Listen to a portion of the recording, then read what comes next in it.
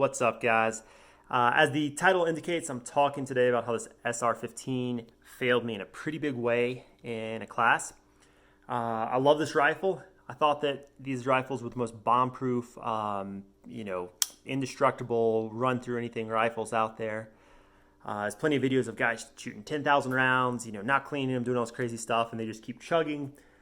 Sadly, that was not the case for me. And I guess before I start, as a little bit of a disclaimer, because I feel like this might hurt some feelings.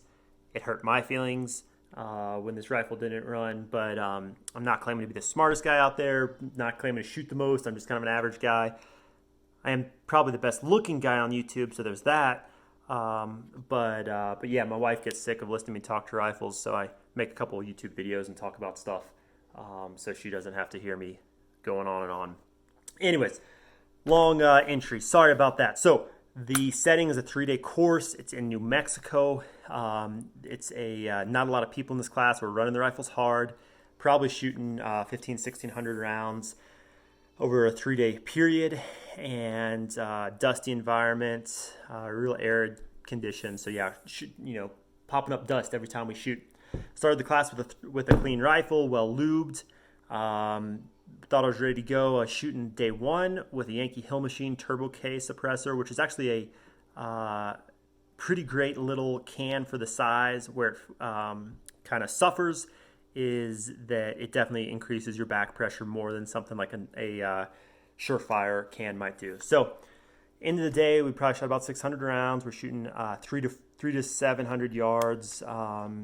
Or the target distance we were shooting, I was getting a lot of mirage off the can, so I took the can off, and right away when I took the can off, I started getting a whole lot of failure to feeds. I'd eject the old spent brass, but the next round it just wouldn't have the carrier didn't have the inertia to pick up the next round and chamber it. And this happened really frequently, like every 3 to 4 rounds. Someone suggested that this is because this rifle, I made another video about it, but it's an SR15 upper, Knights non-ambi lower, and a A2 receiver extension. And the instructor said, maybe it's your receiver extension because it's not the way that they come from Knights, with just a standard carbine extension. So I took the SR15 upper, dropped it on a lower with a standard carbine buffer tube with an H1 buffer. Was having the same issues. So yeah, not great. So I thought maybe it's the can's fault, the Yankee Hill Machine. It's a cheap can. And so, maybe that's the issue. So end of day one, cleaned the rifle real thoroughly, took it apart, cleaned well, lubed well, thought I'd be good to go. On day two, I was going to shoot loud and see what happens. So first half of the morning did great on day two, lubed it up at lunch. And then after lunch, started having the same issues as I was having on day one. So I was shooting without the suppressor, and maybe it wasn't quite as frequent, but still every magazine I was having a round or two that it wouldn't have the inertia to pick up and chamber the next round. Day three, cleaned again. Wasn't shooting as many rounds on day three. I tried with a Silencer Co Omega 300, and it ran fine that day, but again, it was a shorter, not as many rounds that day. So when I got home, I sent it to Knights Armament. I was kind of hoping they'd send me a new upper. They ended up, I think they replaced the carrier. They checked the gas key. They did say they were able to duplicate the issues I was having prior to working on it. So they replaced the carrier. They gave me a new extractor spring, ejector spring. They replaced the gas ring, and sent it back to me.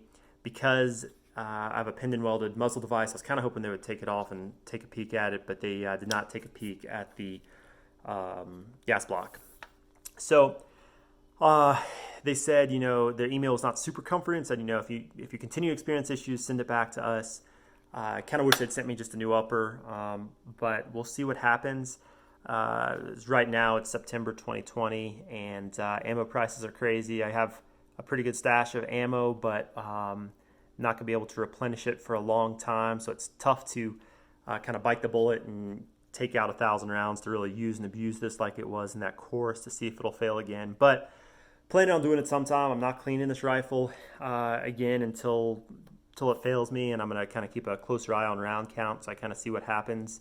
I hope it doesn't fail again. I hope maybe that something was janky with the carrier or the gas key wasn't on tight. But I'm a little, much less confident in this rifle than I was prior to the class. So that's all I've got, guys. Again, it's a case study of one, and a lot of guys' mileage is totally different on these and have had different experiences. But let me know what you think in the comments. I wish I should have gotten some video of the failures, but there's definitely people out there who saw it, and that's it. So thanks for watching. Let me know what you think, and I'll keep you updated. Hopefully ammo drops a little bit, and I'll start digging some ammo out of the closet to see if I can't make it fail again and let you guys know. Thanks so much. Bye-bye.